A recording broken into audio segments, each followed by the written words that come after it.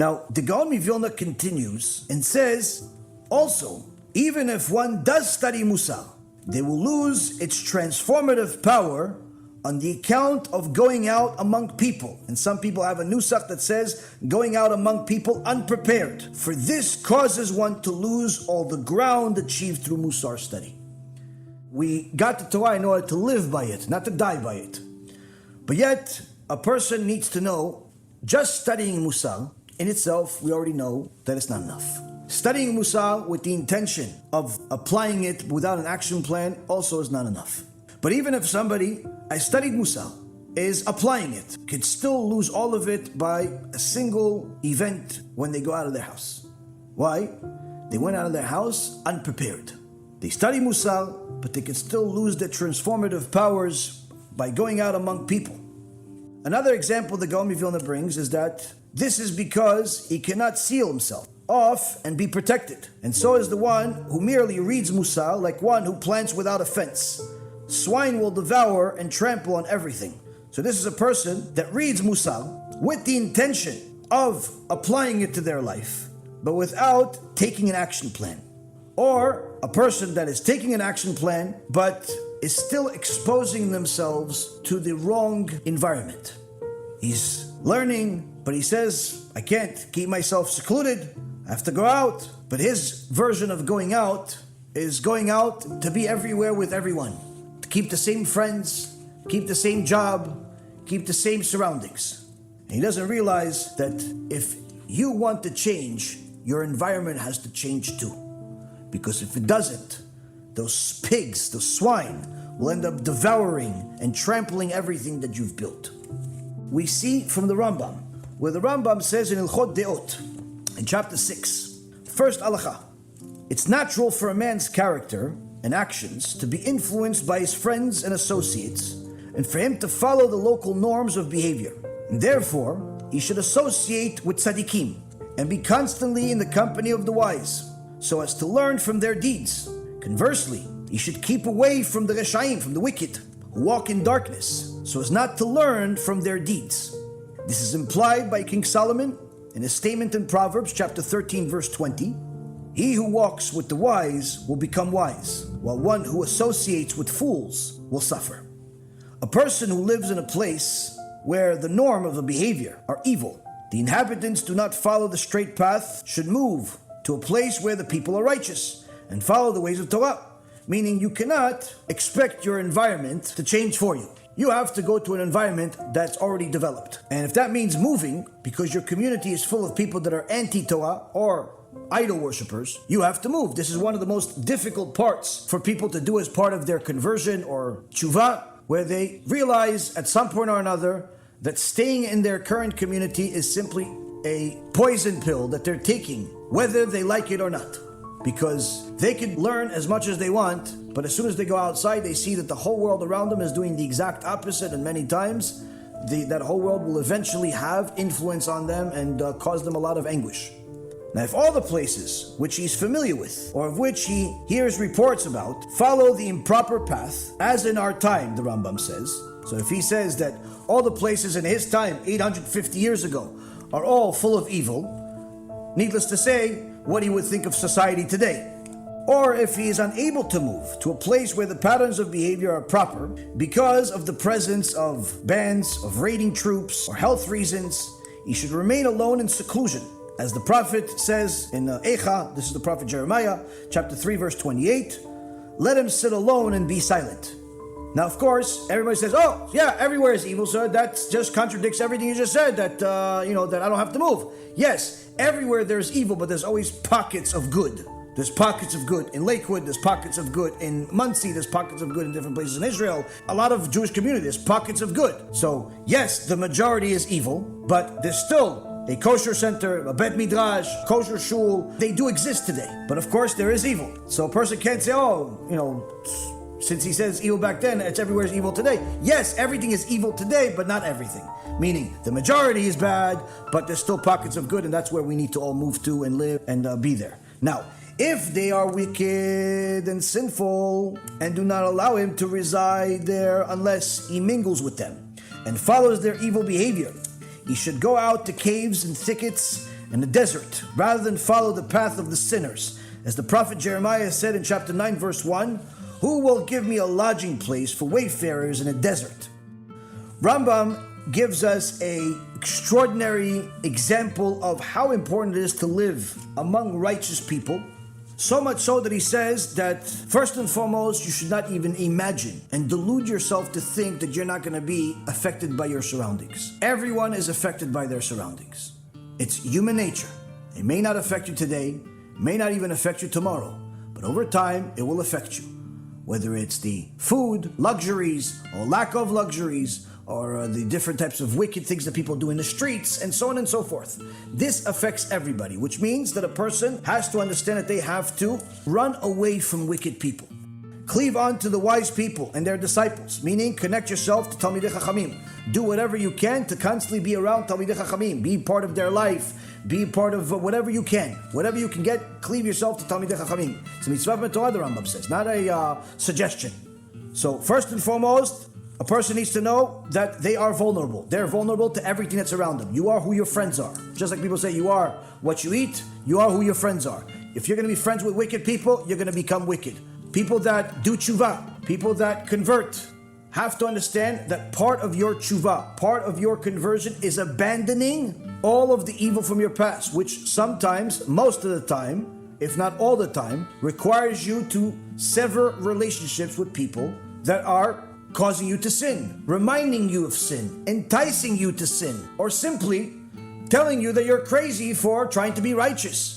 These types of relationships many times are relationships that have to be severed. Sometimes you can maintain the relationship if those people are respectful and they don't try to be missionaries on you and try to entice you to go back to your old evil ways, and you can maintain it. And if you have more dominance on a relationship and you can influence those people to do tshuva also, that's a fantastic thing to do and you should do it. But if you are surrounded by people that are constantly enticing you to sin, are constantly part of sins, are constantly trying to influence everything and anyone they can to sin, and they're discouraging you from trying to be righteous, discouraging you from serving Hashem, these are relationships you have to cut off. You have to cut off. Many times people do tshuva and they're surprised that some of their secular family give them ultimatums. Listen, if you continue dressing that way, acting that way, I don't want to see you anymore. And then they ask me, what should I do? I said, you should listen to them. Don't ever see them anymore.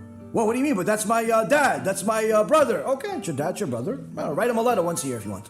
But it's good. The fact they give you an ultimatum is fantastic. They're doing the job for you. They're telling you either you go back to being evil or abandon the relationship. You should listen to them. Say, you're right. I'm abandoning the relationship. Thank you very much for doing the job for me. Why? Because the reality. Sometimes you have to separate from those types of people. Sometimes you'll have a relationship where person that you're friends with, family member, whatever, for 20, 30, 40, 50 years, whatever it is, they may not be able to influence you. But every time they come to your house or to wherever you are, your kids see them. And your kids, they're not as strong as you. And they see, oh, how come Ima walks around like Rabbanit Sarah Imenu, Kisui Rosh, covered head to toe, tzadikah, but her best friend is walking around with a little less clothes than my kippah. What gives? Should I give her my kippah? Maybe I'll double our outfit?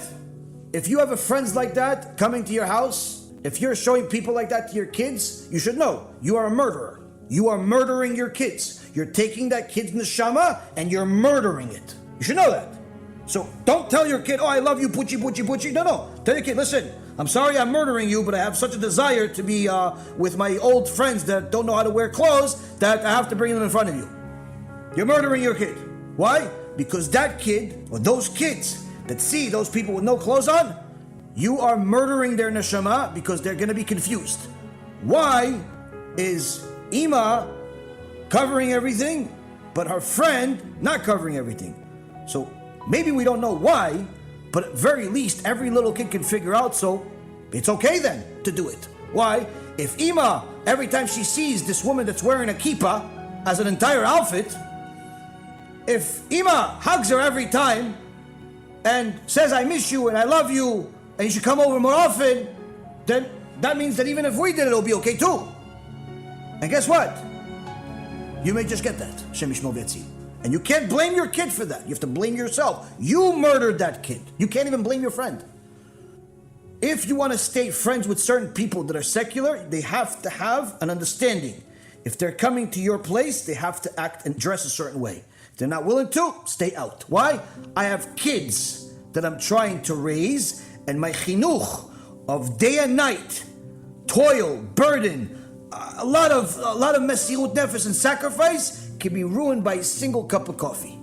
Sometimes guys bring some of their work buddies to the house. Some of those work buddies are not exactly religious. So you have everybody having their, oh, listen, the Abbas with nice kippah, just big, like mine. And the son also has a big kippah like the Abba. And the other son also has a big kippah like the Abba. And the Ima is, also has kisui rosh baruch Hashem. And the little girls, they also are covered, everything. Right?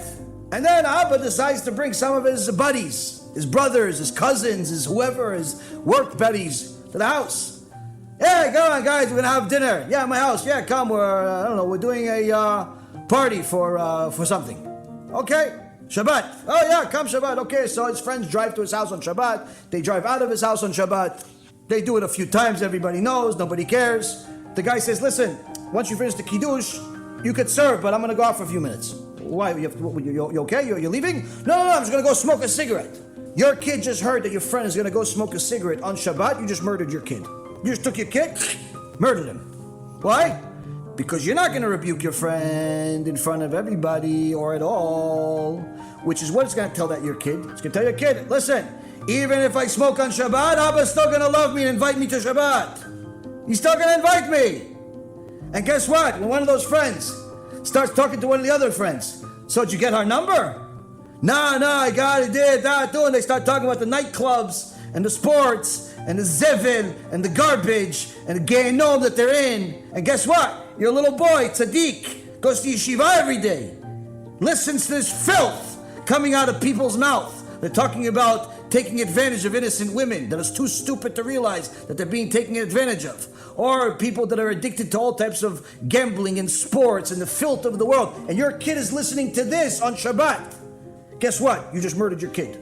You should take all the food off the table, put your kid on it, and Akedat Yitzchak is better than what you're doing than inviting those people to the house. You want to do kiruv? Go do kiruv, but not in front of your kids. Go do kiruv, not in front of your kids. You want to go help your friends become religious? Not in front of your kids. Don't have that garbage come to your house in front of your kids. Why? Because your kids do not have the skin you do. They see people smoking on Shabbat, driving on Shabbat, acting all types of filthy ways. You bring homosexuals to your house. All that garbage that people bring to their houses, they don't realize, even if it doesn't affect you, it affects the people around you. It affects the people around you. And that's why one of the best things that a person can do, as soon as they do tshuva, as soon as they convert, is move far away from everybody. Even if they live in a place where there's a lot of Jews, move far away. Why? To grow, sometimes you have to take a few steps away from where you started. Sometimes a few more than a few steps. Because sometimes you're going to be in a place and you were driving on Shabbat every day for the first 20, 25, 30 years of your life.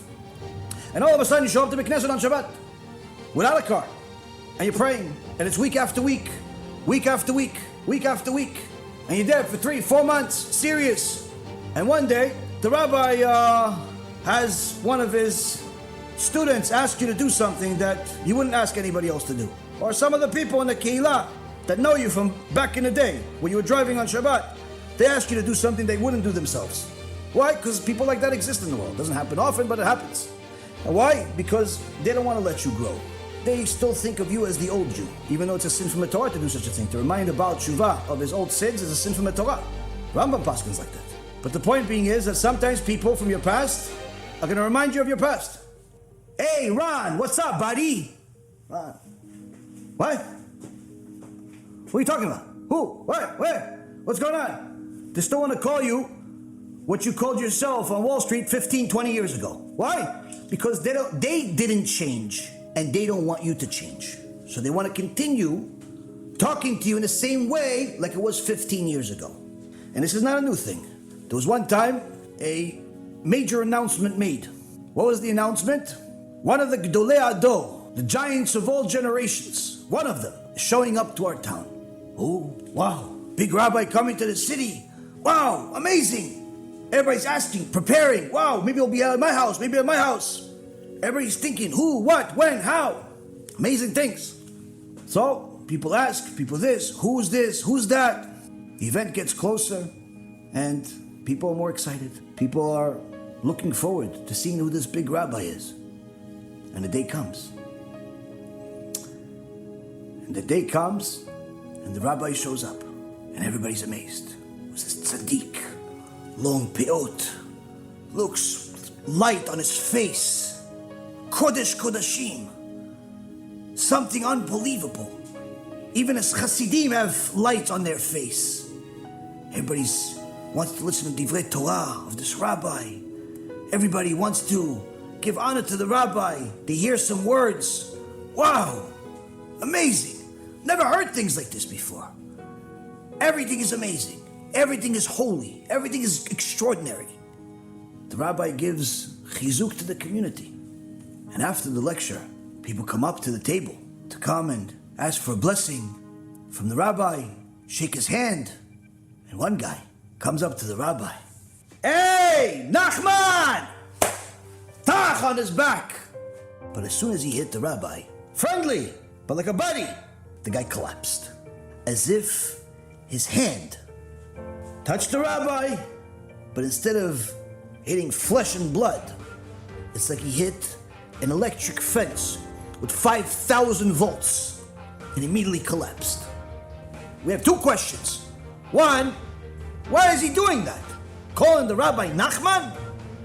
Hitting him like he's one of his buddies? Calling one of the big tzaddikim that came to our town Nachman?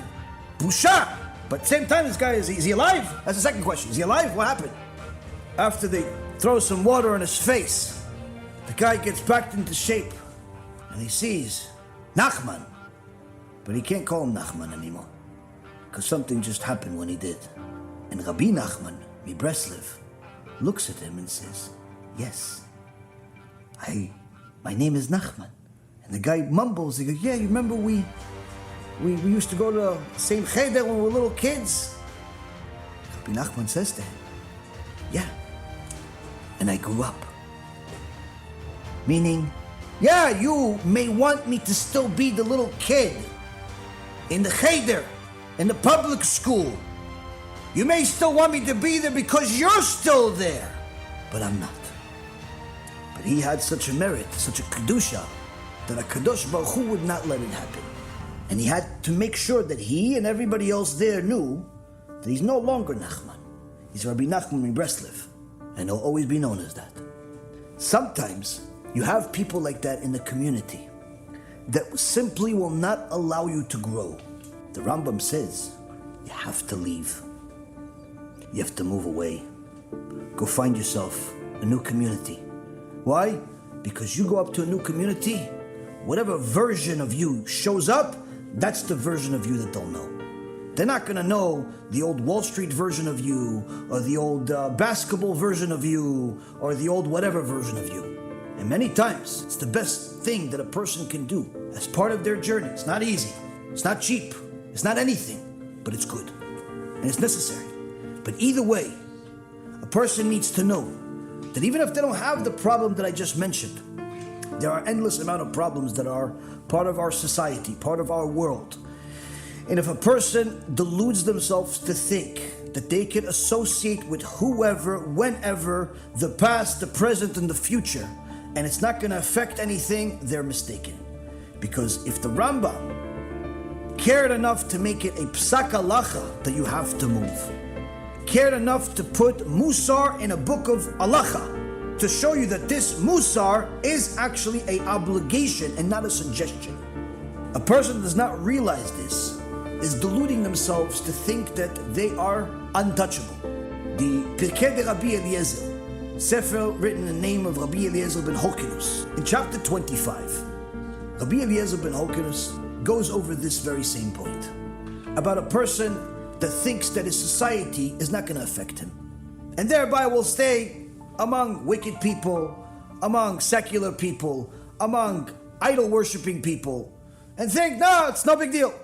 Yeah, but your office is full of girls, and you're the only guy. You don't think it's going to affect you? Nah, I'm married, 4 kids. Okay, buddy, good luck with that one. Your office is full of guys, they're all single. You're a married religious woman. You don't think it's going to affect you? Nah, nobody even talks to me. Okay, good luck with that one. Your office is full of people that are anti-Torah, lefty liberals. You're the only religious guy, only religious girl in the office. You don't think it's going to affect you? Nah, I'm in my cubicle, I'm in my office, nobody affects me. Okay, buddy, good luck with that. You're deluding yourself.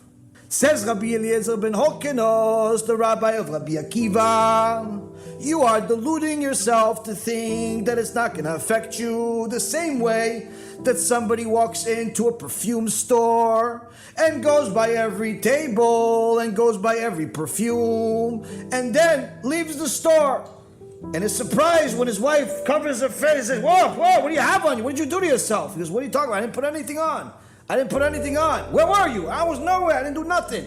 What nothing? You smell like you just came partly out of some type of, some flower, some tree, some garbage pail. You smell like everything.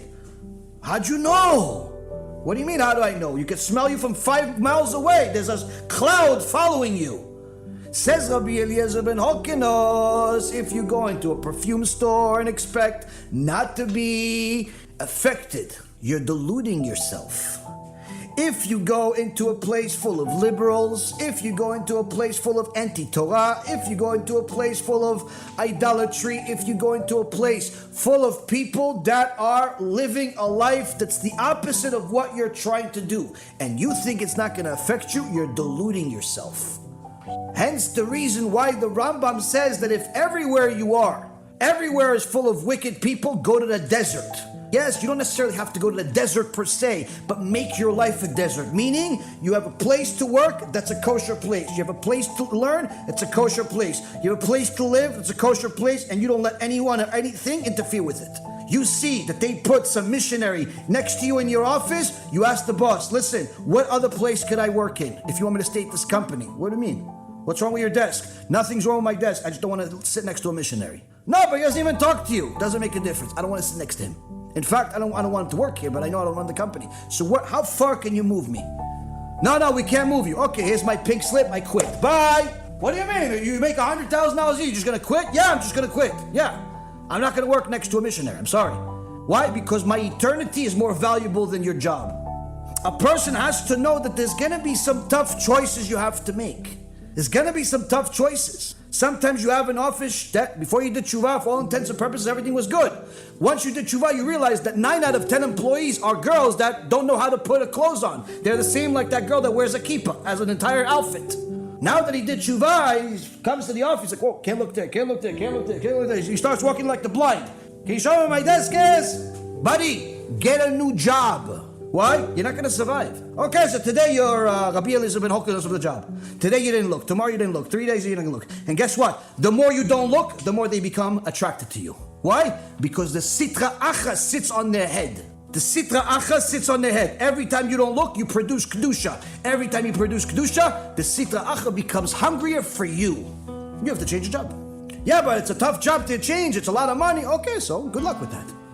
The point being is, Rabotai, you need to know your surroundings will affect you. Do not delude yourself to think that you're untouchable. Doesn't matter how much you learn. And that's what the Gaon Vilna and the Rambam are trying to teach us here.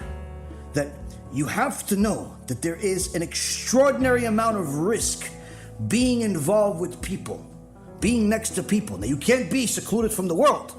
You have to function. But you have to limit it as much as possible. You have to go to the supermarket to buy stuff. They don't deliver, no problem. Go, get your stuff, leave. Don't start socializing with your best friend in the middle of the supermarket. Don't say hello to your cousin's wife. Don't do any of that stuff. Go, get your stuff, leave. You want to be a kosher person? Home, work, bet midrash. Home, work, bet midrash. That's it. Being in the streets, you're putting yourself at risk. When you think that your neshama is all you have, and therefore you have to protect it, this is normal. When you think your neshama is easily fixable, untouchable even, something that you can do without, then you think it's abnormal, you think it's fanatic, you think it's crazy, you think that it's impossible even. But the truth be told is that if it was a $100 million diamond, and someone told you to do everything I just said, but just for the diamond, you wouldn't think there would be a problem at all. Why? Because you see the value, a tangible value in that diamond. If only you had that same appreciation for your neshama, you would realize that you'd have to appreciate it even more and value it even more than you do that $100 million diamond. And if there's anyone out there that's interfering with your servitude of Hashem, then the Rambam already gave us an answer. Run to the desert. Simply put, make it as if you live in a desert. Or in a desert, no one's next to you. All of those people interfering, go to a place that's as far as possible away from them. And attach yourself to righteous people. Baruch Adonai Le'olam. Amen v'amen.